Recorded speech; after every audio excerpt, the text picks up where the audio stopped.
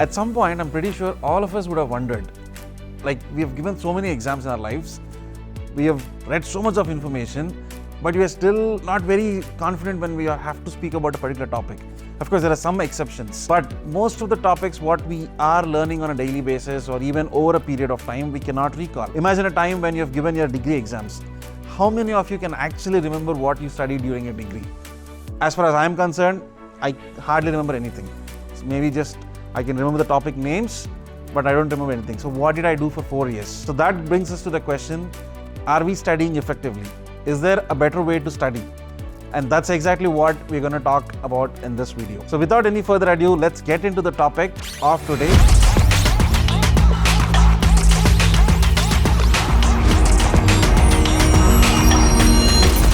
So hello everyone, this is Kapil Reddy, founder and CEO of Superly.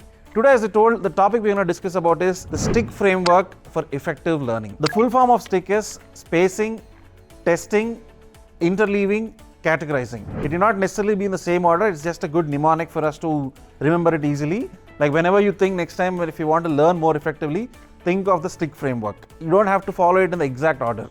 It's just like easy for us to remember. We are spending a lot of time, I think I've been repeating on it, like we spend a lot of time learning something. But we're just stopping there. We're not doing the next step, which is to effectively retain that information. Because of which, we end up reading the same subject again and again, which is a criminal waste of your energy, resources, and most importantly, time. And that's exactly what we can save by following a framework like this. Having said that, as I told, it's not like every topic that you read or come across is something which you want to learn for a longer time. There are only some topics which you want to retain for a longer time, especially related to your field or something which you're curious about or whatever it can be. See, for example, right now, crypto, Web3, there's a lot of buzz around it, but not many people know about it, right? And if you're really curious about it, so why not learn in a more effective way? And try experimenting the STIC framework, try using it and see the change for yourself. So before we get into the next steps, as I told, first let us understand what do we mean by the STIC framework. First, it starts with S, which is spacing. So I think by now I've told number of times, spacing is nothing but a concept called spaced repetition, where if you want to actively recall a particular information, you need to space your study sessions. Let's say you learn something today, there are chances that you forget 70% of it in 24 hours and 90% of it within a week. Like over time, our memory completely deteriorates. And that's the concept called forgetting curve. So that's all scientifically proven, where unless you get back to a particular subject in a timely manner, there's no way you can actually remember it for a longer time. So that's why the name spacing, like where you have to space your study sessions in such a way that you can retain that particular information, whatever you're learning today, for a much longer time. And this is very effective way of actively recalling the information whenever you require it. So next comes testing. Testing is a very integral part of learning. That's the whole reason why we have this entire exams and all the exams, tests or assessments. All these things come as part of the testing part.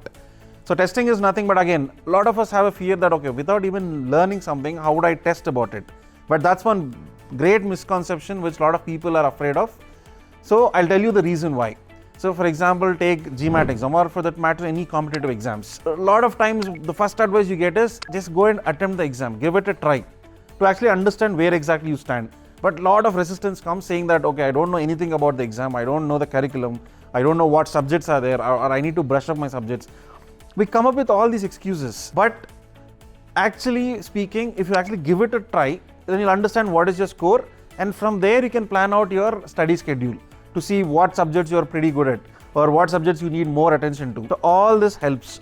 Similarly, it's scientifically proven again that before learning something, if you prime yourself on that particular topic, there are higher chances that when you actually read the topic, you can retain information for a longer time. So that is a very interesting observation, which I was also quite surprised. Try it out yourself. Let's say now Web3. Just go and take some assessment on Web3. Then whenever you read about Web3, you can easily connect the dots. And that's the effectiveness of this method. So next comes the interleaving method. So interleaving is nothing but, as we already discussed, spacing your sessions is more effective. But interleaving is all about what are you doing in between that sessions. Let's say, for example, I started reading about digital marketing. So I started today and I have my session schedule week and 20 days after, 35 days after. So what do I do in between? So this is when I need to pick another topic so that I can just mix and match whenever I want to read something. So let's say tomorrow I'm picking up content marketing or something which is completely in contrast with this subject. Let's say I'm curious about automobiles, so I just want to understand how internal combustion engine works or how an electric motor works. So that's when I can pick this topic, and I can space out my time in such a way that I'm reading these two topics parallelly. So again, the concept of interleaving can be quite surprising for you, because usually what we're told is you just focus on one subject, just try to give exams on it, and then you're done with it. But if you actually mix and match two topics or three topics or beyond that in one particular stretch, that can be very effective.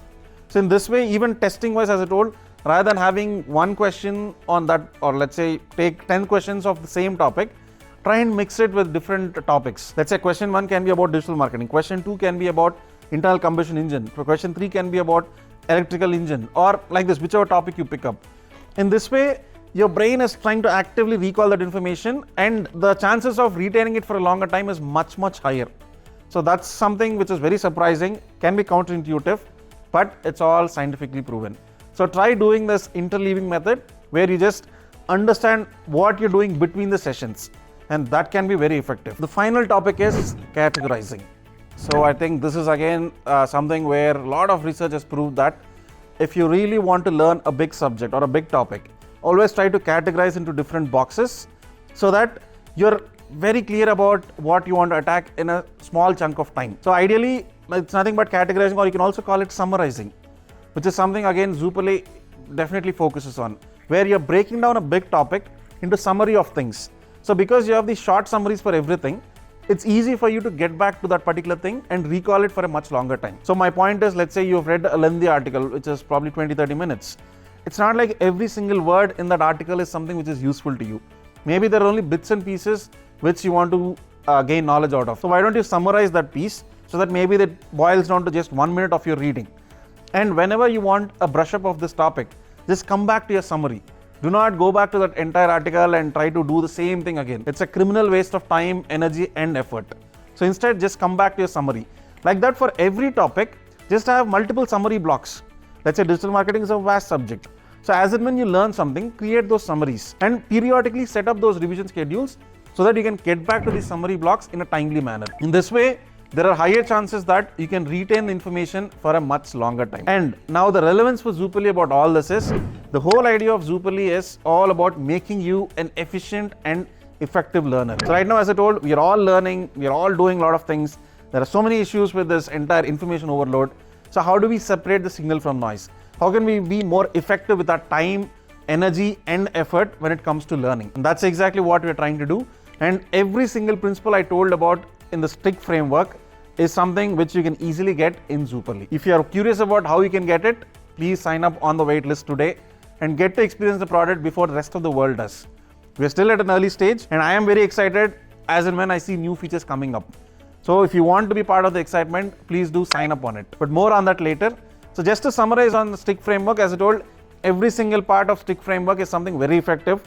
If at all you're not following it, please try and follow it so that you can be much more confident when it comes to your learning the next time. So before we leave, I'll just talk about one more bonus topic, which is just a simple thing which I was particularly fascinated about. That is called hypercorrection effect.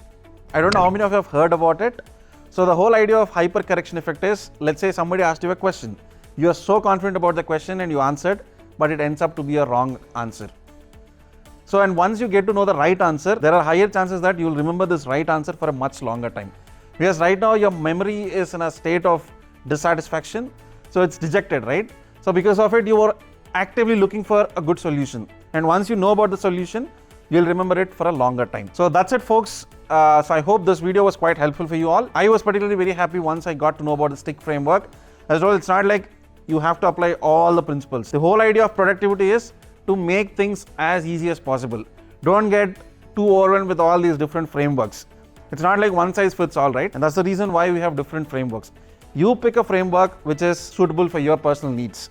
The whole end goal is to become an efficient learner, where you're not repeating the same subject, reading the same subject again and again, or losing context of it, or losing information, or spreading your information across in different places. That's why Zoopally is building an all-in-one learning platform for all your learning needs. And Zoopally is a learning companion that helps you with every step of your learning and will ensure that you finish or complete most of the topics which you started to learn. And apart from it, we'll give you an all-in-one learning space so that it caters to all your learning needs. So that's it for this week. I hope you all had a great week. So please do comment on this. If you have any feedback for us, please do share it. And most importantly, as I told, there is limited awareness around topics which we are covering. So please spread the word in your network so that the wider community can get benefit out of it. So that's it for this week. I hope you will have a great weekend ahead and a great week ahead. Thank you so much. Signing off. Bye-bye.